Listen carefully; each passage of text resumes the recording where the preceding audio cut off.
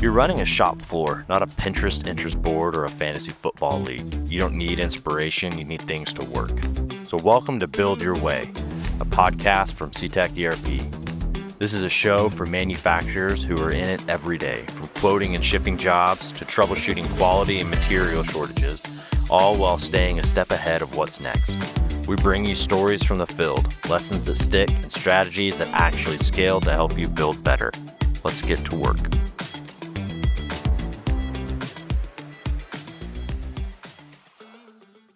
Welcome back to the Build Your Way podcast here at Cetec ERP. I'm Taylor Wagon. I am Scott Ryan. And today we have a guest. Special. By the name of Jordan Jolly. Jordan, you want to say hi to the cameras? Hello. Jordan, what's a hill you'll die on when it comes to ERP selection and implementation? These are sliced up like fortune cookies. What's your hill you're going to die on for selection / either or implementation? Sheesh. Cetec ERP is the best possible choice ever. What's your second hill? Philosophically. Yes. Metaphorically. I mean, I go back to the comment I made earlier about maintaining parity through a ERP transition. Can we rephrase parity stability? Yeah. I would die on the hill that the most important part of an ERP implementation is business continuity and stability. And severe pragmatism in that light. I do think like the idea of being practical through a project like that, it does get lost.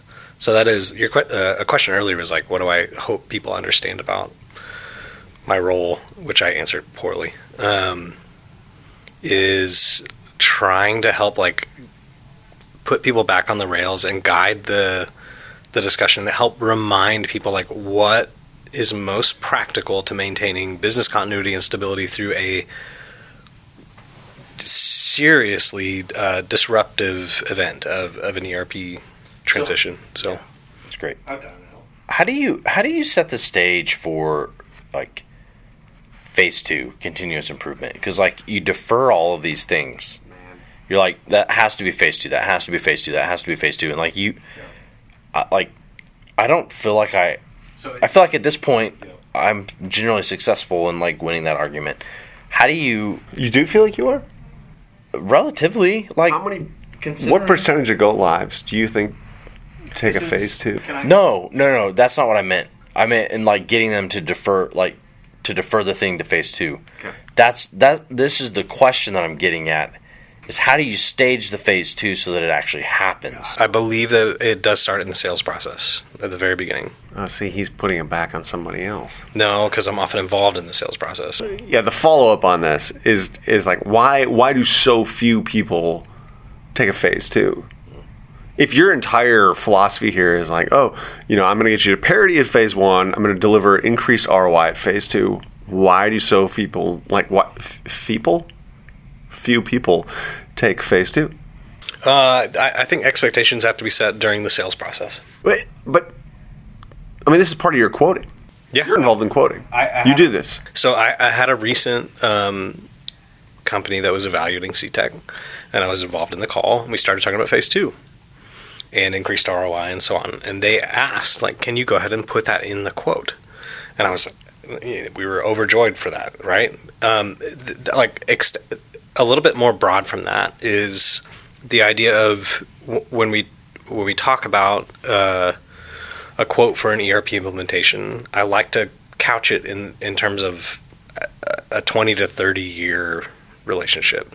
So sales often throws out metaphors of marriage. Marriages last at least 20, 30 years these days. Marriage. It brings us together today. What are we doing next? Like how do we maintain parity? I do like to bring that up in the sales process, saying like, this is going to get you to parity with what you were doing before on an entirely new infrastructure that is modernized and scalable, right? No ROI difference then. Well, there may be significant ROI difference that is difficult to measure. I'm just going to clarify that it's parity, not parody, like a Weird Al song. As in terms of parody? Parity. Parody. Everything will get a lot easier and better, and everybody will be saving time from not. And not like the pirate pet. Well, my comment on is it difficult to measure ROI is like if you asked a company like how much time are people spending trying to find things, that's hard to measure. So, Well, it's all soft cost. If I can interject here, Please. Below the line. I feel like the way that I think about this is almost inevitably when we move, when I have the experience of doing a go live, which I do, I don't know, maybe 5 a year at this point. I do less, right?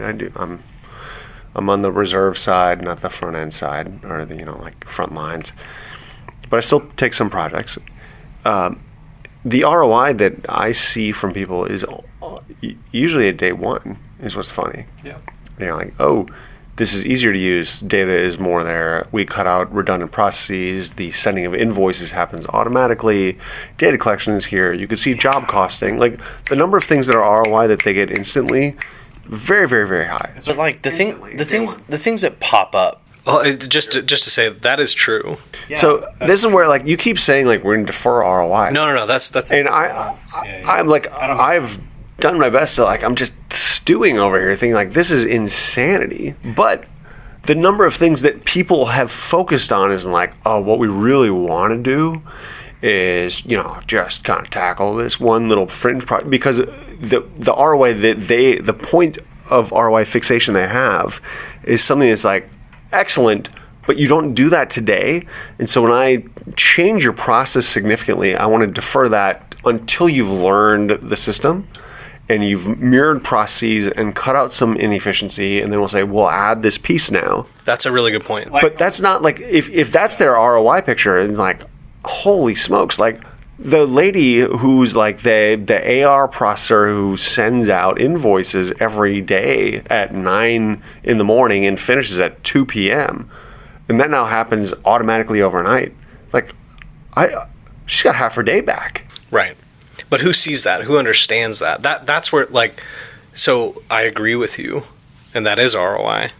And I think I'm projecting like the customer empathy perspective of like the first 1 to 4 months after go live, the boots on the ground are thinking like, you just pulled the rug out from underneath me. What do you mean ROI? Everything sucks right now. It feels slower, and in a lot of cases, like. But you are correct. Like you are right. And I think we're like From a macro, like we see all angles of it. Yes, but and the company ownership also sees all angles of it, but not immediately because guess what? That time you just automated is still On payroll. yes. and somebody is still like there's still a squeaky wheel that's frustrated. Right. And I will give you that payroll, like the person in AR processing is still looking at every invoice Guaranteed. and clicking send for a while before somebody's like, you can have it auto send. This is so. I took a small, 20-person manufacturing company that operated like a service facility. I took them live in September, I believe, and 1 month after that, like we having calls, right? And the main lady that's running most of the stuff is like, honestly, she's on call. She's saying like, I feel stupid using this system. It makes me feel stupid. Obviously, she's a sharp gal. Like, she's not stupid. So I told her, like, I'm reaching for metaphors here and trying to say, like, this is going to be okay.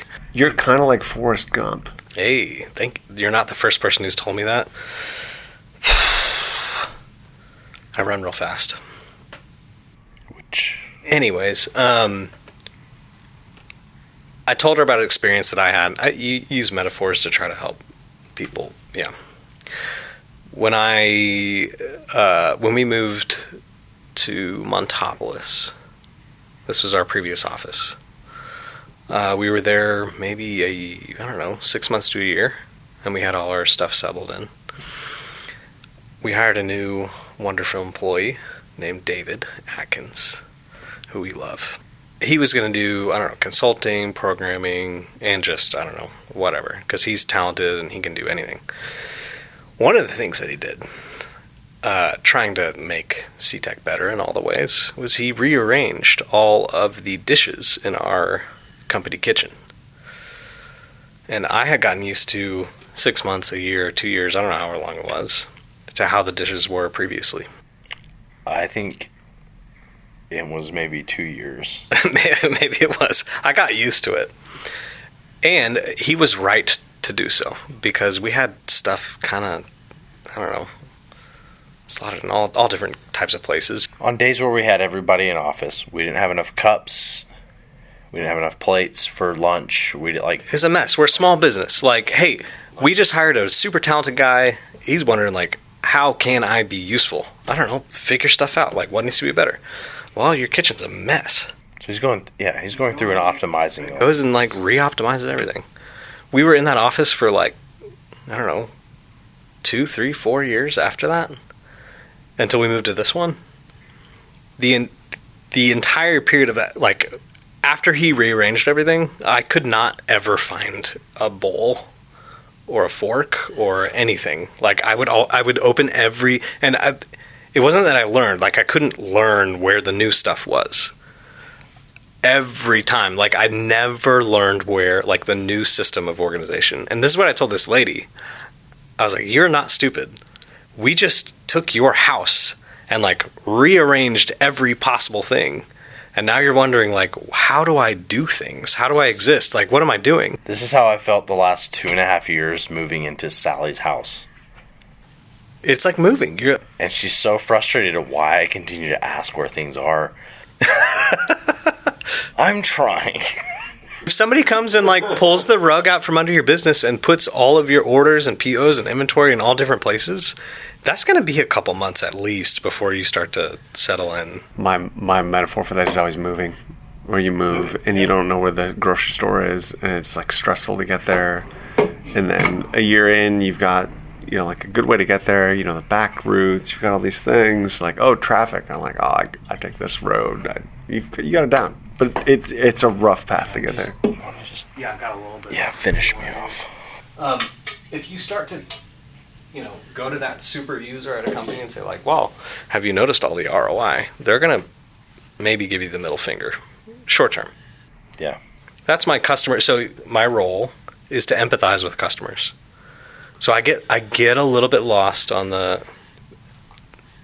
I don't mean to be a or empathetic. I don't mean to be a non-empathetic, but the numbers are numbers. And, like, once I feel like day one, go live, I'm there, we're invoicing, we're moving, AR is going to happen. And no offense to anybody anywhere, but we did all of this with less work than before. And we gained more traceability, we gained more auditability, we gained more, like, approachability, more, like, automation. And, like, yeah, there's a little bit of chaos while, like, Bob on, production line 4 is like, this screen is totally different. And, like, Bob, I love you, and things are going to be a little bit tough, and we're going to get there. And we're just trying to keep parity on process right now. And we are already crushing ROI. And when we introduce, like, more automation and things, like, you're going to have time on your hands to do more things. Somebody wants to know, like, is an ERP switch worth it? It takes a dialectical like this, I think, to understand. Like, it sucks. It is an uphill climb, but the view from the top is... Well, it's awesome. It's awesome. It's interesting for Bob because you fundamentally change his job description. Yeah. I'm now paid to do something totally different. Yeah. Which, from the business standpoint, fantastic. That's glorious. That's so great. Yeah. But Bob is loud and upset. Bob is going to still have a job because the company is going to be able to compete and not go under and provide more value for a lower cost. Yeah, but So we have, because of our relentless value mindset, we attract manufacturing companies that are very small and with little budgets. There are other software companies that also try to sell ERP to those types of companies. And they intentionally try to market to, hey, we just want to make your low-level users and employees, In our opinion. We want to make them happy. We want it to be enjoyable to use the software. And it does miss some of what you're saying of like, yes, but how do you scale a manufacturing company from 30 employees to 300 employees? That's not going to cut it. Like, you do have to have best practices, which is a question I was asked earlier. You have to have best practices and like proven processes. Scott and I got a fight at one point because he's in charge of marketing and he wanted to call everything build your way. And I'm just like, don't call it build your way. surprise! Look at the podcast. Who won? He won. He's better than me. No. I wanted to call it something like, nah, build the correct way. Build my way. Build my way. Build the best way. Jordan, you are allowed to be on the podcast, but otherwise we'll keep you in your corner. There's a part of me that wants to say the best run, small, mid-sized, 10 employees to 500 employee manufacturing companies in whatever manufacturing industry, the best run, those types of companies run Cetec. Because we do things the right way, and And that one's like concise and catchy too. It's good. it's like the emails I send you. But then you came to me yesterday and were like, why are we doing more industries? Oh God! Well, I didn't mean it. It was a moment of weakness. It was a moment. No, it was a moment of, but I'm going to totally exploit it. I said we should have just been an ERP for one type of manufacturer because that would reduce the amount of use cases that I, as an implementation director, have to deal with. Exactly. But the point of build your way really ends up being like a set of best practices per like niche. Build your way as long as you are a Small to medium-sized manufacturer. Yeah. Yeah. It's pretty good. Yeah, thanks for stopping him there. I thought he was going to do. But ultimately, like, every company is different and unique. Yeah, it is. And even within the, like, EMS world, there's a very, like, some of them are very staunch on my part number. EMS meaning emergency medical service.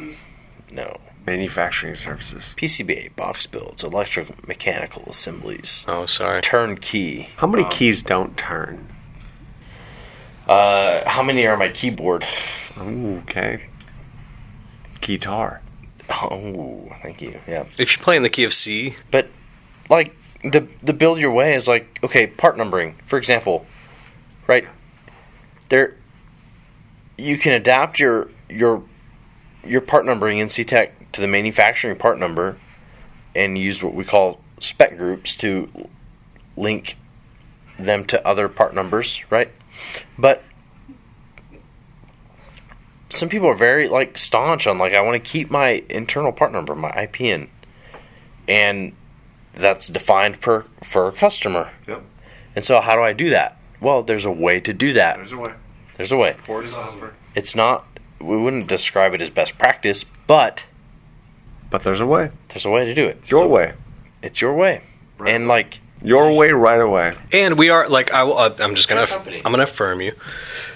We are constantly trying to build automation tool like around your industry, the way that you're running. We are trying to build automation tools keyed to your particular way of running. So we do like our product tends to be very industry / manufacturing mode focused to try to create an excellent. This is where I'm gonna Enneagram 1. Oh yeah, Kool-Aid man here. Like I've got some limits. So there is like product feature land I've maintained that Brent, who will be a podcast guest at some point here, Is he really? and we will gate what makes it into the product. What are considered at least normative practice For that industry? maybe for the superset of industries, which at some point, 30 years in for each of us, you've seen a lot. So you have a pretty good idea what's normal.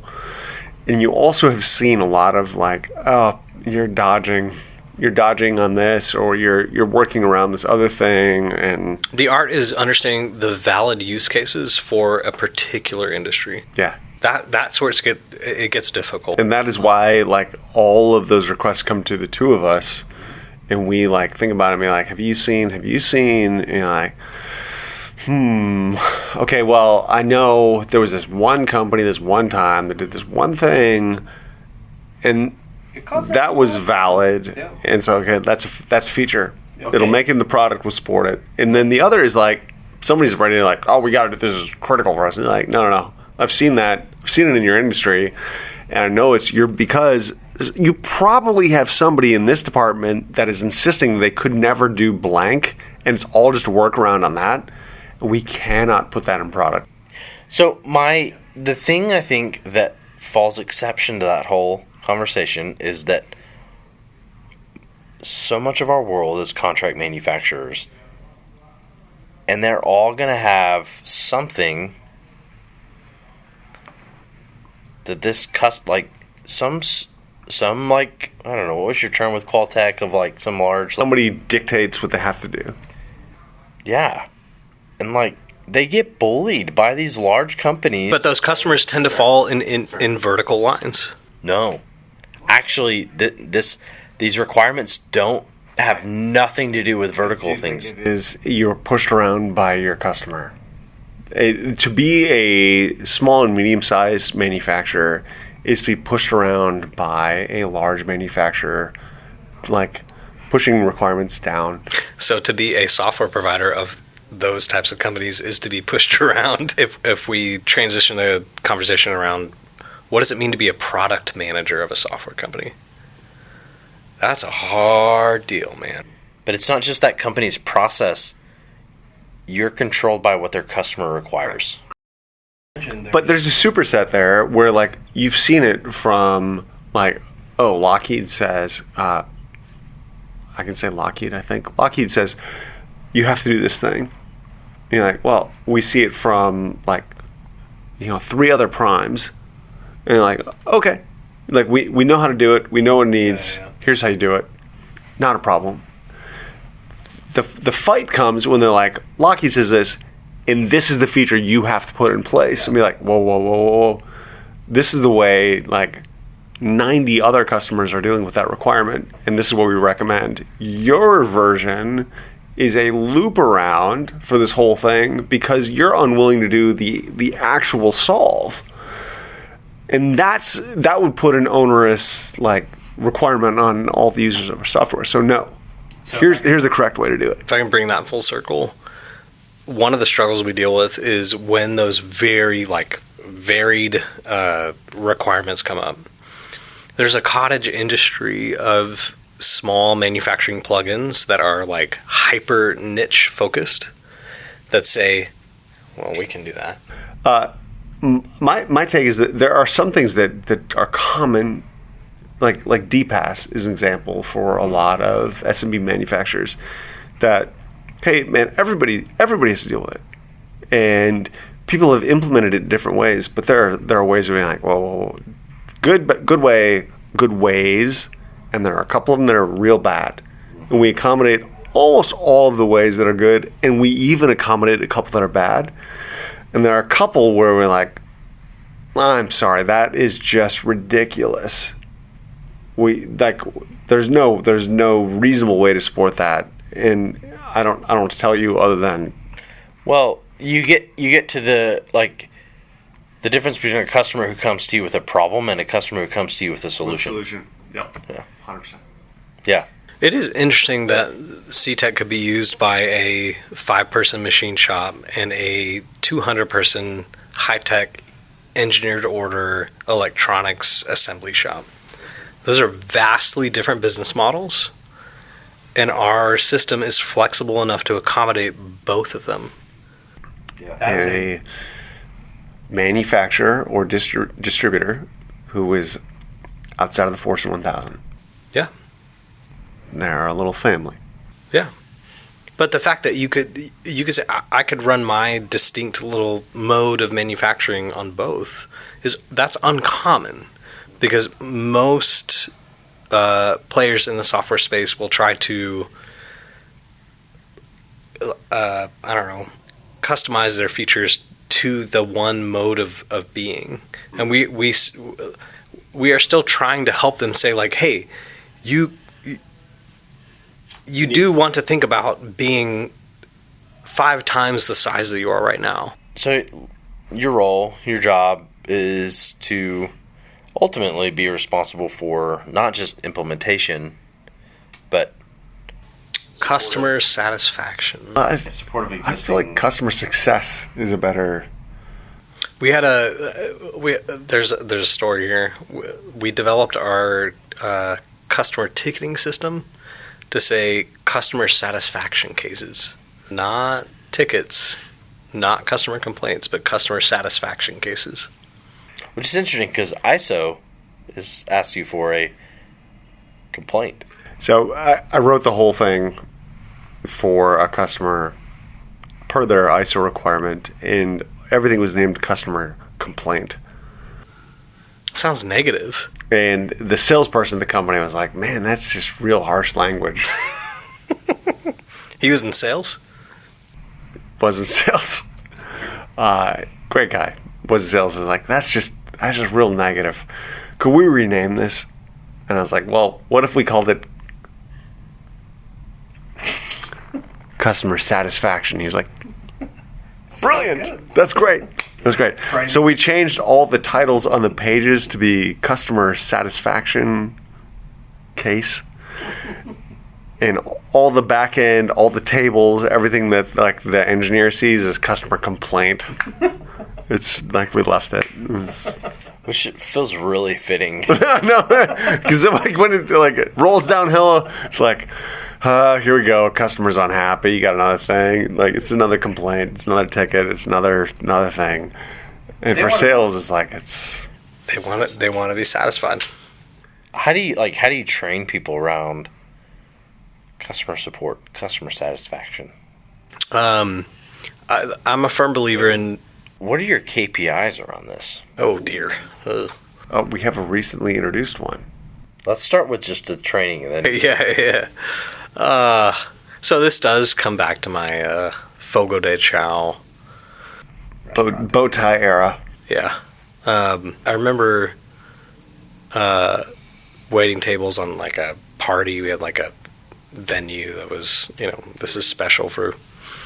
And I remember I'm holding like a tray of drinks, Brazilian margaritas probably. And I stepped backwards and I stepped on an old man's boot. And I said, "Oh, I'm so sorry." And he said, "That's not okay." And I said, I agree. well, I think I said, "I'm still sorry." So, I don't know. Maybe I agree was better. Yeah, I don't know. Customer service is everything. Like we are a sales-driven, customer-driven company. It is everything. We do often have to train. Interrupt. Go. Yeah. Agree or disagree? Scott, the customer is always right. No. Agree or disagree? Jordan, customer is always right. Yes. Earlier, you diagnosed me as a person that I will prescriptively tell the customer this is what you need to do. Yes, you are that guy. And now I'm also the person that's saying the customer is always right. This is what's very interesting about the tension between you and I. Yeah, we have a lot of tension. I feel like I am more apt to tell a customer my opinion and say, your call, here's how you do it either way. You are less likely But ultimately, I am probably more apt to force them to live with the consequences of their decision, and you are more gracious. Yeah. Is that fair? Sure. I often get customers that tell me, like, hey, we don't know what we're doing. We want you as the expert to tell us what to do. I mean, verbatim, people will say this. And so I'll tell them what to do. And then 6 months down the road, it's like, their question is now, how do we live with this? So, did they do what you said or not? Often, yes. Yeah, how do I live with myself? So we do have to like help them to say like this. You need to live with us in this way.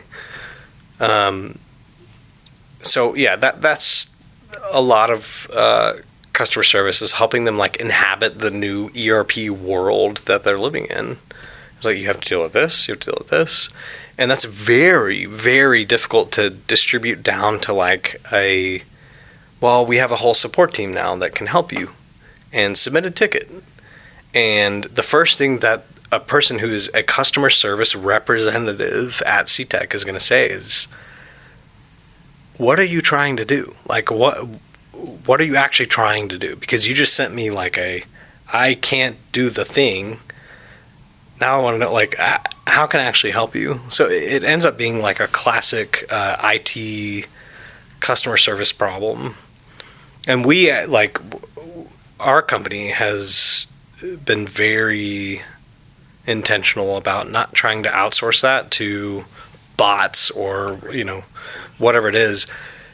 Like, we involve our experts in the support process to, like, be involved with customers to say, like, we really do care that you're getting out of the software what you hoped for. And if you're not able to do that, then like, what are you trying to do, and how do we help you do it? So it's an extremely difficult problem from a support standpoint. But I'm continually proud every time and we have a weekly review of all of our support ticket activity. And we try to pick the worst ones, and then we try to like embarrass our own employees, and it's a whole, I'll stop short of saying hazing, but we try to keep our own company accountable. Quality audit. It's a quality audit. It is a friendly, a friendly version of a quality audit. Like, are you helping people really?